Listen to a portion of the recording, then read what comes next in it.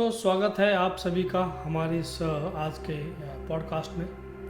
आज की हमारी थीम है, जैसा कि आप सभी जानते हैं कि धुरंधर 2 रिकॉर्ड पे रिकॉर्ड बनाते जा रही है और आज की डेट में तकरीबन 1350 करोड़ का ये बिजनेस कर चुकी है।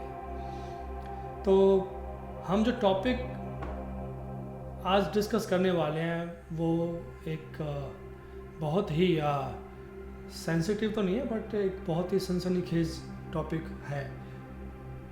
तो जैसा कि जानते हैं कि धुरंधर 1 में खनानी ब्रदर्स का जिक्र आया था, जो नकली नोट छापते थे और वो भी इंडियन करेंसी नकली नोट छापते थे।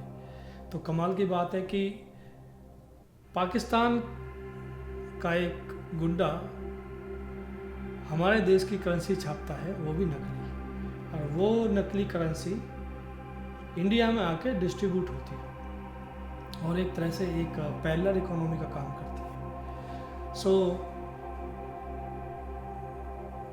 बात करते हैं पीछे जाके 2016 जब मोदी जी ने नोटबंदी अनाउंस की थी। तो दोस्तों, उस समय क्या हुआ था ऐसा कि देश को इतना बड़ा स्टेप लेना पड़ा और ये नोटबंदी करनी पड़ी। तो इसी का हम एक पहलू थोड़ा सा आज डिस्कस करेंगे। तो खनानी ब्रदर्स को तो आपने जान लिया कि कौन थे, ठीक। अब यहाँ पे हम और थोड़ा सा पीछे चलते हैं।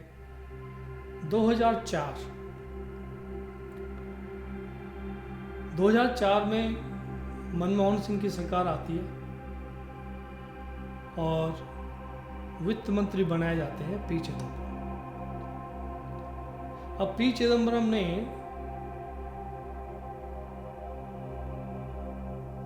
एक ब्रिटिश कंपनी डेलारू, उसके साथ एक समझौता किया।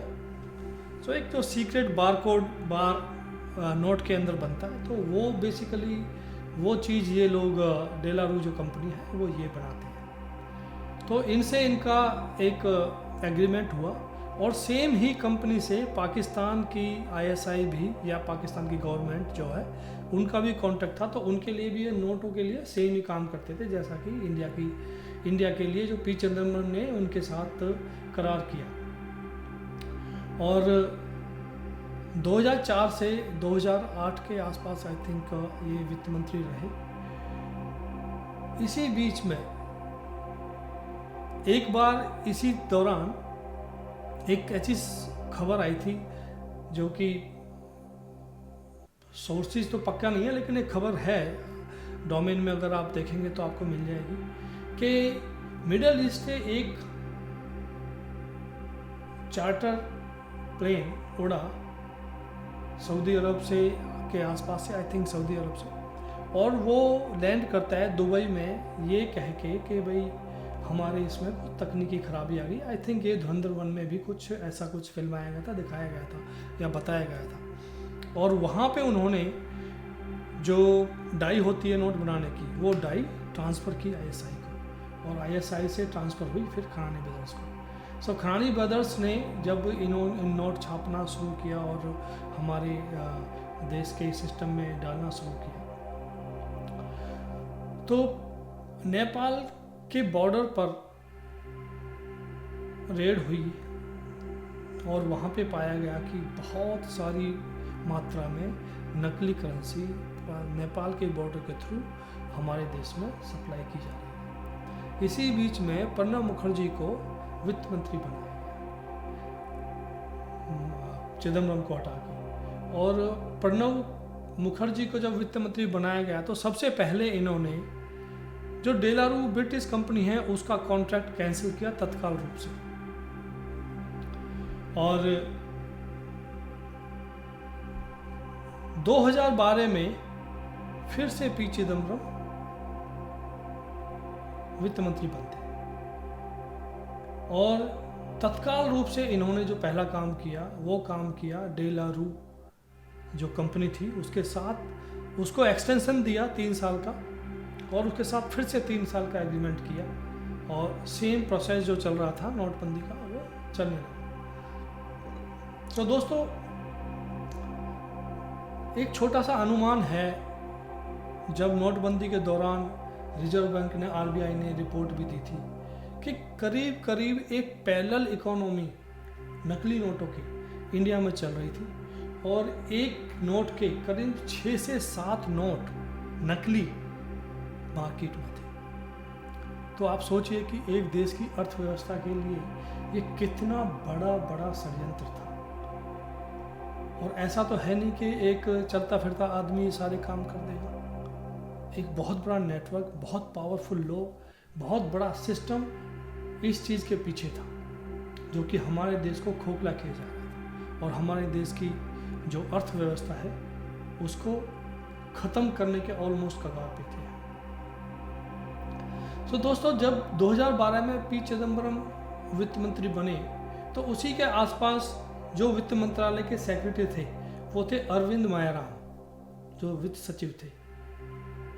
सो इन्होंने भी, ये जो कंपनी है डेलारू, इनके साथ बताया जाता है, सोर्सेज तो कंफर्म नहीं है, लेकिन बताया जाता है कि इन्होंने भी इस कंपनी के साथ कांटेक्ट किया और एग्रीमेंट किया और ऐसी कुछ खबर थी कि बिना वित्त मंत्री को बताए या वित्त मंत्रालय को सूचित किए बिना ही इन्होंने ये सब किया और इन पे एक सीबीआई जांच भी बिठाई गई और वो अभी तक भी चल रही है।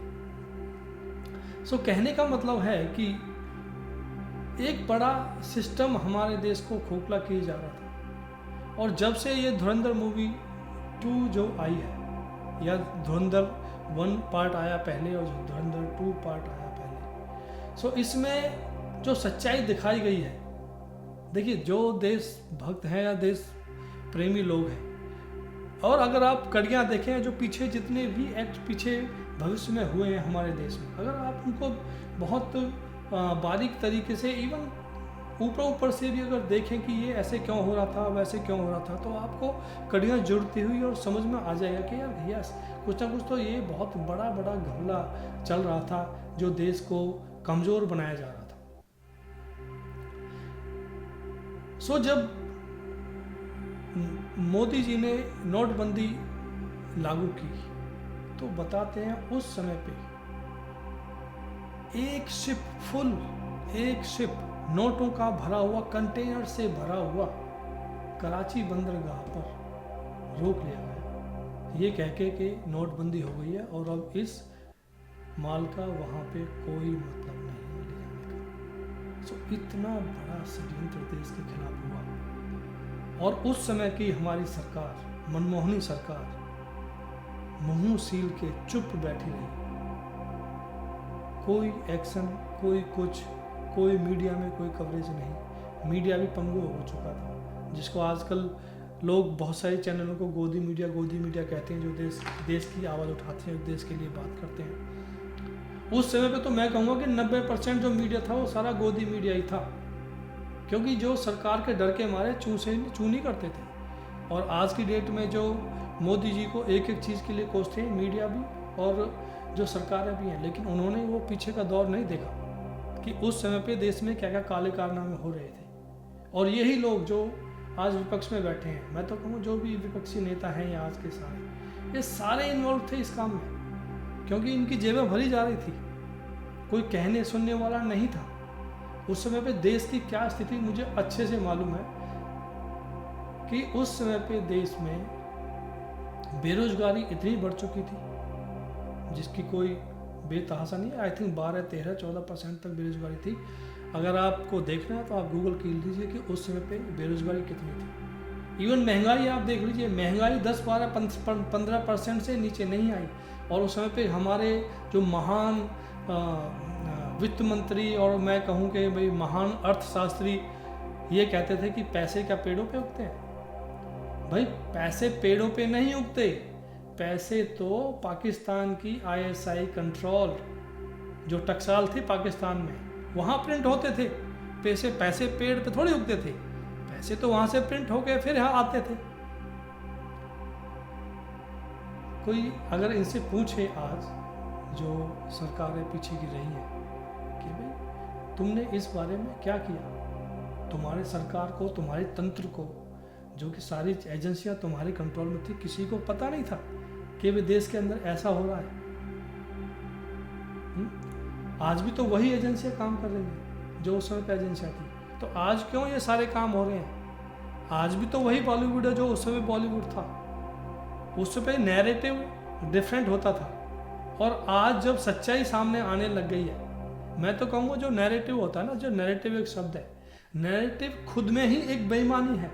नैरेटिव का मतलब ही होता है जो खुद से किया गया षड्यंत्र, उसी को नैरेटिव कहते हैं। सो नैरेटिव नाम की सच्चाई की जगत में नैरेटिव नाम की कोई चीज़ ही नहीं होती है। नैरेटिव तो आपस में ही बेईमानी है। अगर तुम उसके कि भाई इनका गलत नैरेटिव है या सही नैरेटिव है, नैरेटिव सही और गलत होता ही नहीं है मेरे हिसाब से। नैरेटिव जो एक मन घड़ंत जो चीज़ होती है उसको नैरेटिव कहते हैं। तो जो पहले की सरकारें नैरेटिव क्रिएट किया करती थी, फॉल्स नैरेटिव मैं बोलूँगा, तो उनको कभी ऐसा नहीं देखा कि वे देश में ऐसा चल रहा है। सो दोस्तों, अभी इस चीज़ को हम इस पॉडकास्ट को, इस वीडियो को ज़्यादा लंबा ना खींचते हुए मैं यहीं पे विराम दूंगा और तारीफ़ करूंगा हमारे बॉलीवुड के एक दिग्गज प्रोड्यूसर डायरेक्टर आदित्य धर को, जिन्होंने इतनी अच्छी मूवी बनाई जिसके पूरे देश की आंखें खोल दी। और ये मूवी 2000 करोड़ के क्लब में बहुत ही जल्द शामिल होने वाली है। हमारी शुभकामनाएं हैं सारी पूरी टीम को, धुरंधर की पूरी टीम को, और जो गजब का रोल किया है सारे एक्टर्स ने, कमाल। इसकी जितनी प्रशंसा की जाए उतनी ही कम है। देश दिन दूनी रात चौगुनी तरक्की करे, हमारी यही सभी की ख्वाहिश भी है और सभी की हमारी मनोकामना ऐसी ही बनी रहेगी। हमारे चैनल को सब्सक्राइब कीजिए, शेयर कीजिए, कमेंट्स कीजिए, और मिलते हैं एक दूसरे टॉपिक के साथ। तब तक के लिए जय हिंद।